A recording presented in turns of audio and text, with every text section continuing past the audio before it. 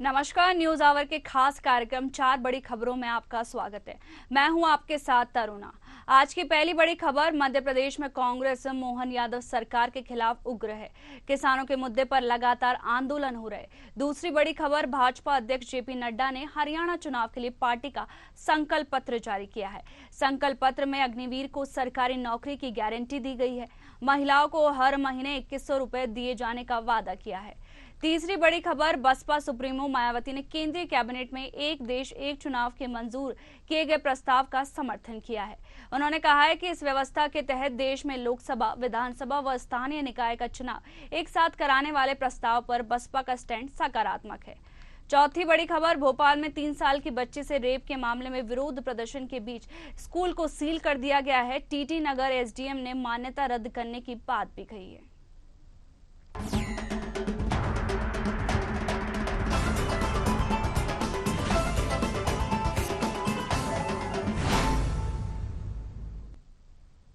मध्य प्रदेश में कांग्रेस मोहन सरकार के खिलाफ उग्र है। किसानों के मुद्दे पर लगातार आंदोलन हो रहे। इसी कड़ी में एक बार फिर सीहोर जिले की बुधनी में कांग्रेस सड़क पर उतरेगी। कांग्रेस ने केंद्रीय कृषि मंत्री शिवराज सिंह चौहान के गढ़ बुधनी में हल्ला बोल प्रदर्शन कर रही है।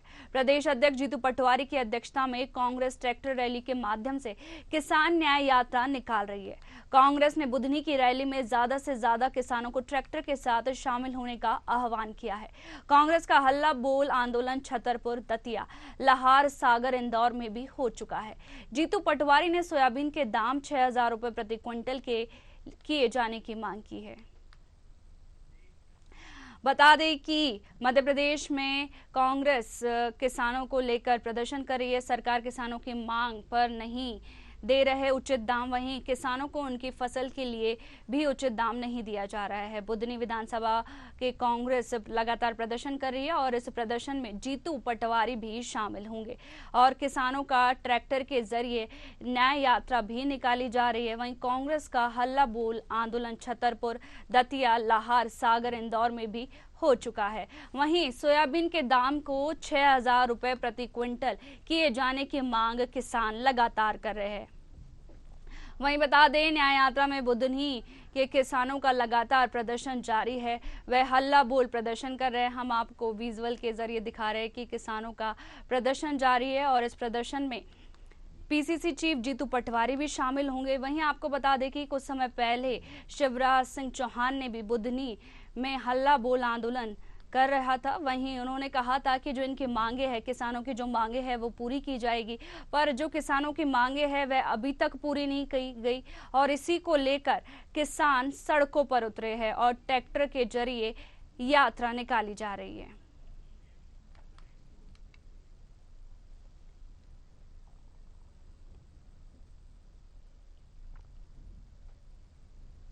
किसानों का प्रदर्शन जारी है। वहीं इसमें पीसीसी चीफ जीतू पटवारी भी शामिल होंगे।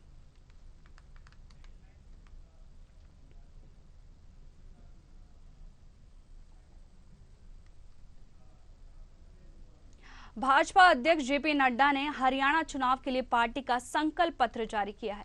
संकल्प पत्र में अग्निवीर को सरकारी नौकरी की गारंटी दी गई है।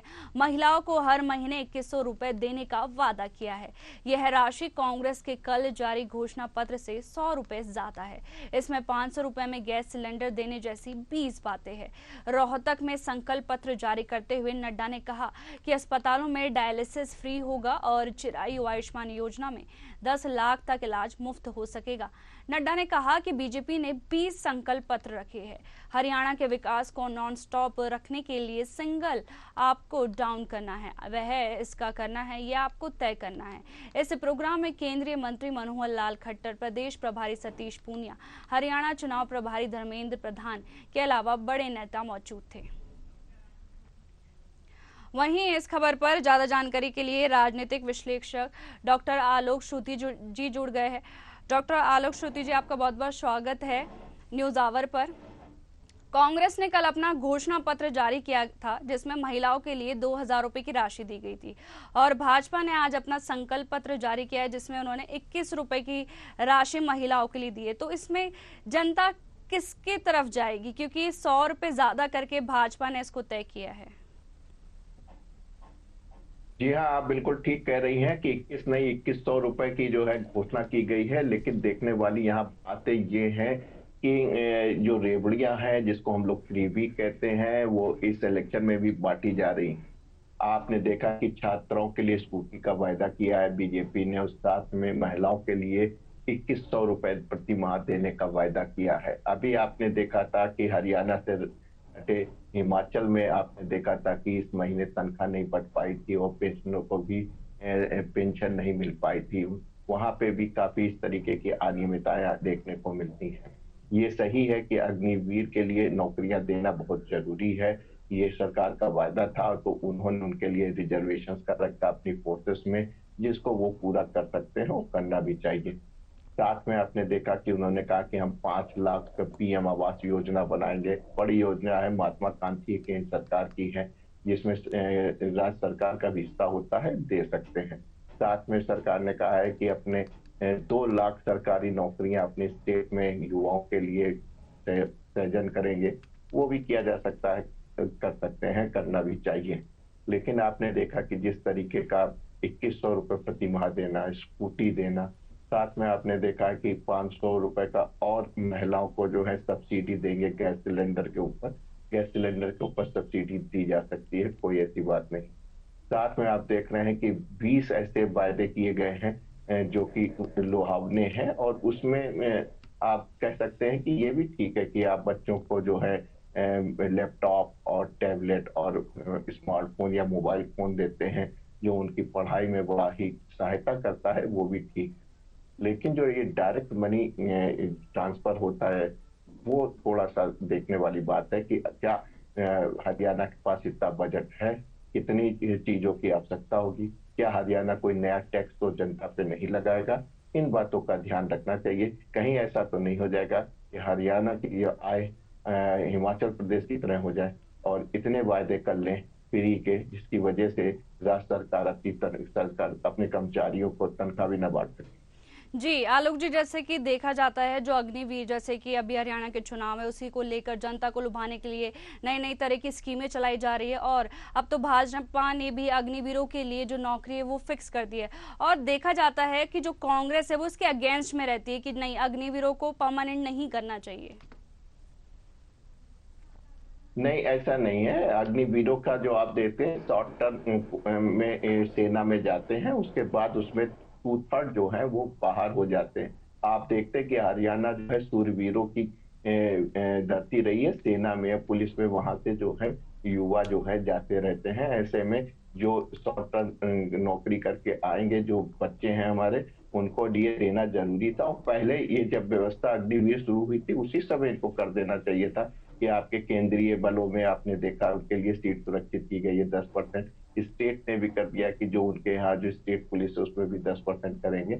और साथ में और भी ये जब वो अगर वो उसमें कमी पड़ती है तो कहीं और भी जो कोटा लग सकता है उनका, वहां पे भी लगाया जा सकता है। इसलिए अग्निवीरों को एकोमोडेट करना सरकार की पहली जिम्मेदारी है, इसलिए उसमें हाँ, कोई पर आलोक नहीं है। श्रुति जी, लेकिन पर यहाँ उसी समझने टाइम तो वाली, नहीं किया गया था ना। जैसे कि उस टाइम पे भी बोला जा रहा था जो अग्निवीर है उनको परमानेंट किया जाए, उनकी नौकरी जो 4 साल वो ट्रेनिंग करते हैं उसके बाद में फिक्स नहीं था कि हाँ इनकी नौकरी रहेगी नहीं रहेगी, तो उनको उसी टाइम पे फिक्स कर देना चाहिए था। अभी चुनाव है तो अभी उन्होंने ये घोषणा की है।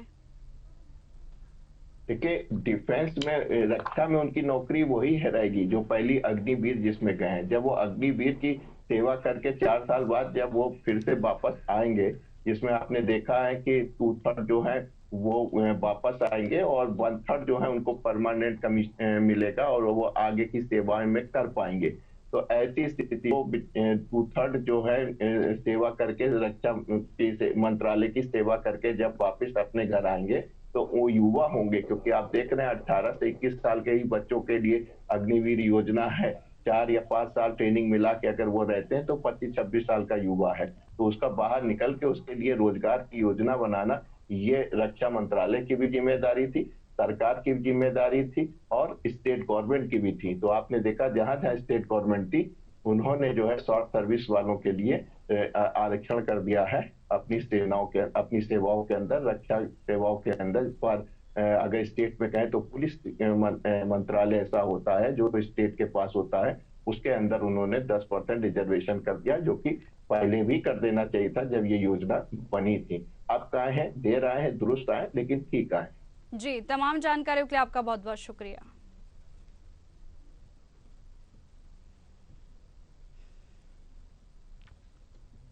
बसपा सुप्रीमो मायावती ने केंद्रीय कैबिनेट के एक देश एक चुनाव को मंजूर किए गए प्रस्ताव का समर्थन किया है।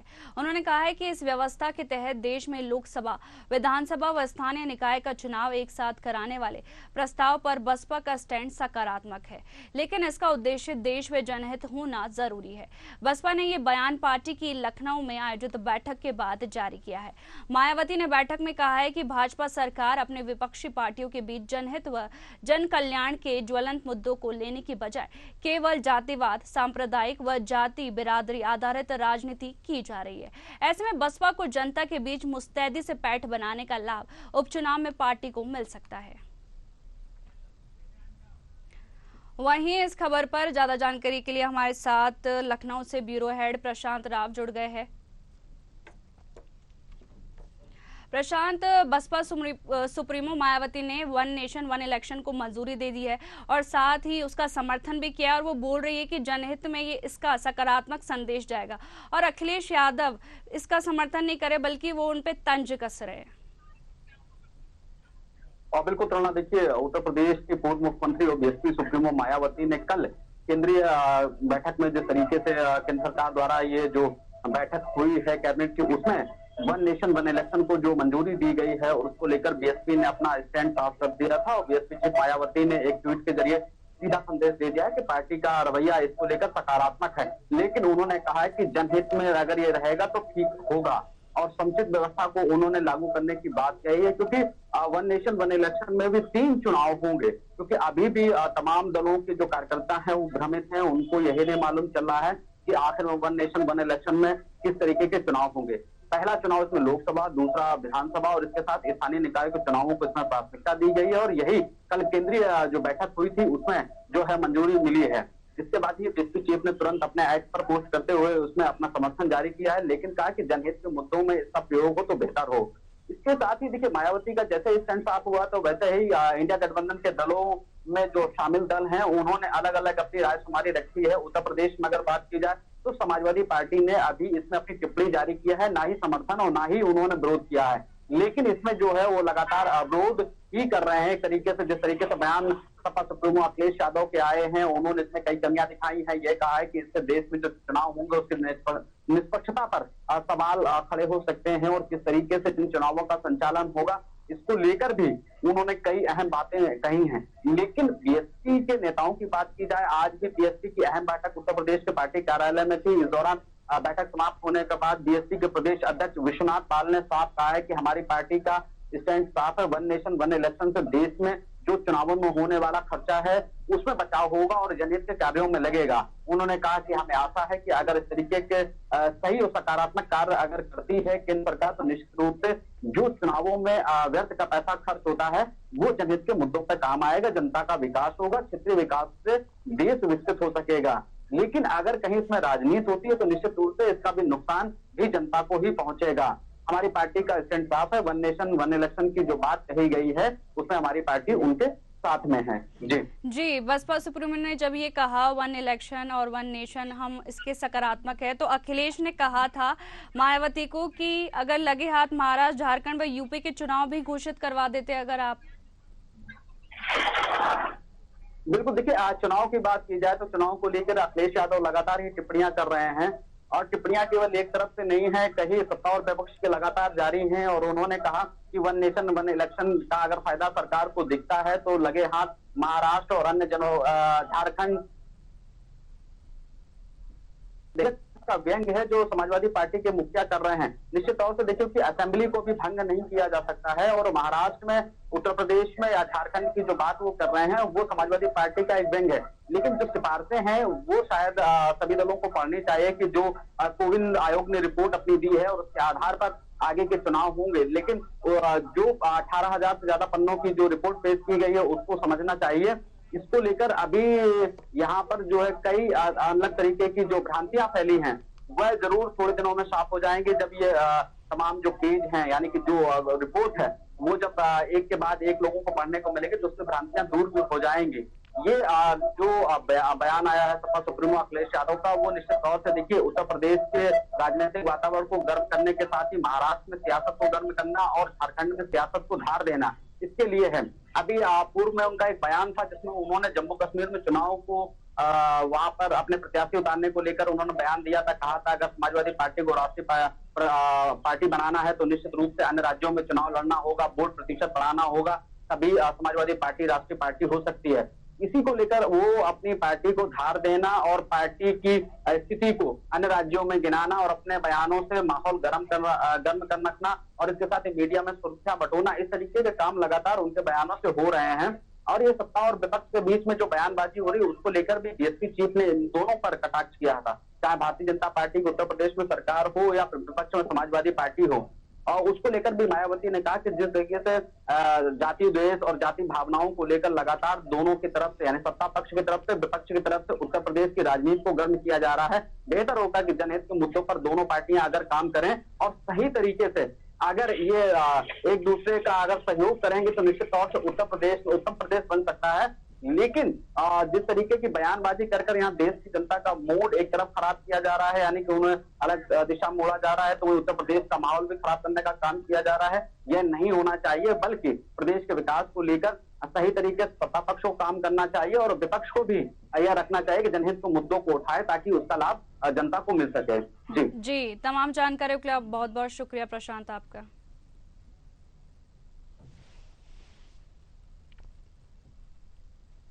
भोपाल में 3 साल की बच्ची से रेप के मामले में विरोध प्रदर्शन के बीच स्कूल को सील कर दिया गया है। टीटी नगर एसडीएम ने मान्यता रद्द कराने की बात भी कही है। स्कूल परिसर में भारी पुलिस बल तैनात है। टीटी नगर एसीपी चंद्रशेखर पांडे ने बताया कि हिंदू संगठनों की जैसी भावनाएं थी उसी के अनुरूप कार्रवाई की गई है। स्कूल को सील करने की कार्रवाई की गई है। मामले के नियमानुसार आगे की कार्रवाई की जाएगी। प्रदर्शन करने वालों में एबीवीपी, करनी सेना, सांस्कृतिक बचाव मंच के कार्यकर्ताओं, नूतन कॉलेज समेत कुछ प्राइवेट कॉलेज के स्टूडेंट्स शामिल हैं। उनकी मांग थी कि स्कूल की मान्यता रद्द की जाए, साथ ही रेप के आरोपी टीचर को फांसी की सजा दी जाए। बता दें कि कमला नगर स्थित स्कूल में बच्चे के साथ रेप का मामला बुधवार को सामने आया था। आरोपी स्कूल का आईटी टीचर है। पुलिस ने आरोपी को गिरफ्तार कर जेल भेज दिया है और मामले की जांच के लिए पुलिस कमिश्नर हरिनारायण चारी मिश्र ने एसआईटी का गठन किया है। वहीं इस खबर पर ज्यादा जानकारी के लिए हमारे साथ भोपाल से संवाददाता सत्यम शर्मा जुड़ गए हैं।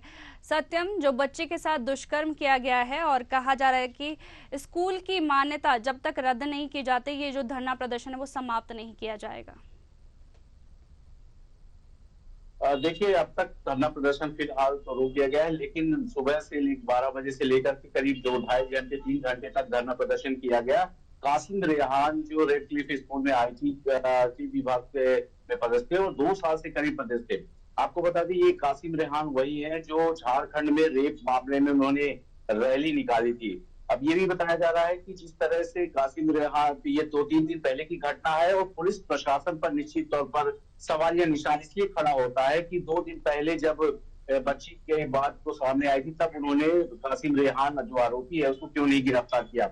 आगे बात ये भी कही जा रही है कि इस पर एसआईटी का गठन किया गया है, जिस पर जो एएसपी है निधि सक्सेना वो इसकी जांच करेंगी और जो प्रशासनिक तौर पर है वो भी जांच की जा रही है, यानी कि सुरक्षा को लेकर के तमाम जांच की जा रही है। अर्चना शर्मा जो एसडीएम है नगर की, उनके नेतृत्व में जांच की जाएगी। 4 सदस्यीय टीम बनाई गई है। सुनील सोलंकी जो कार्यवाहक है जिला शिक्षा अधिकारी एनके अहिरवार और ओम प्रकाश शर्मा जिला समन्वयक शिक्षा केंद्र, इन सबके नेतृत्व में ये जो 4 सदस्यीय टीम है वो जांच करेगी।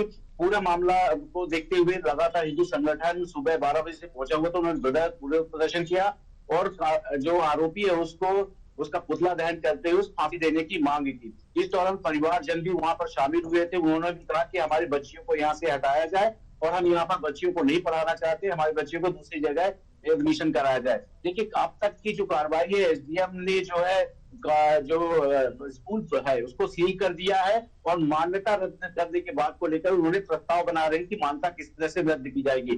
हालांकि हिंदू संगठनों ने जो जमीन दी गई है उसको भी लीज को समाप्त करने की बात कही थी।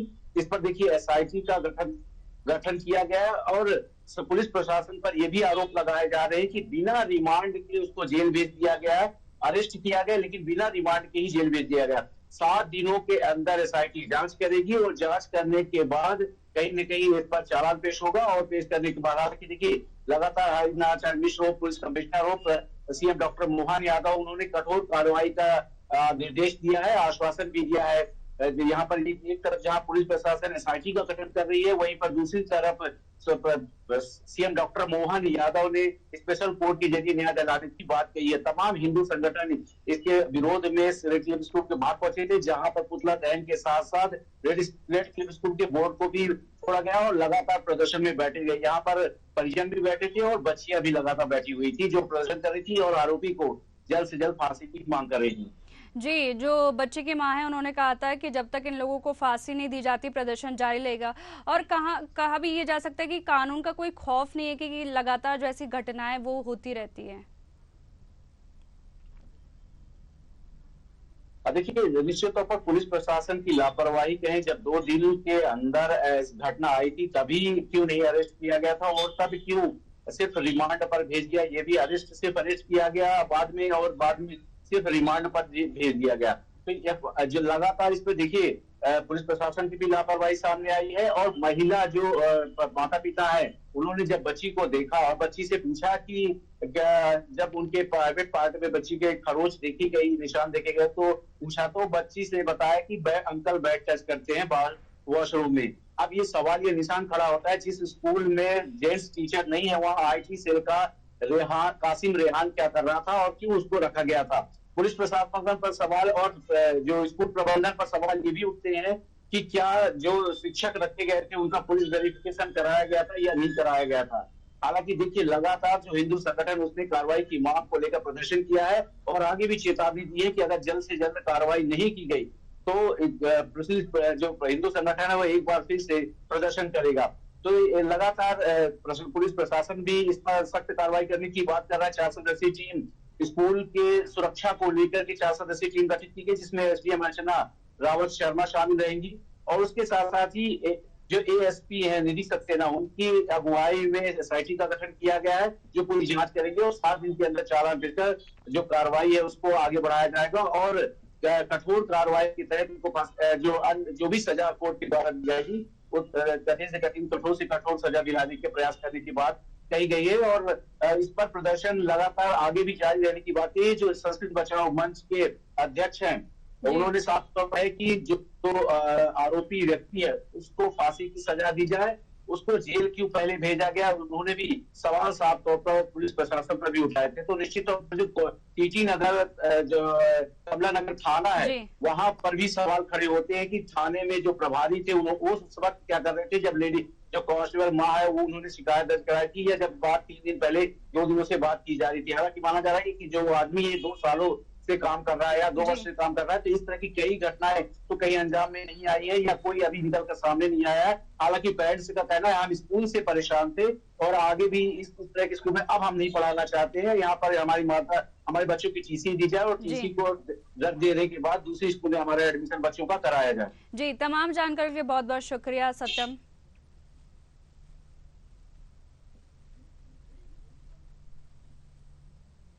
फिलहाल इन 4 बड़ी खबरों में इतना ही। नमस्कार।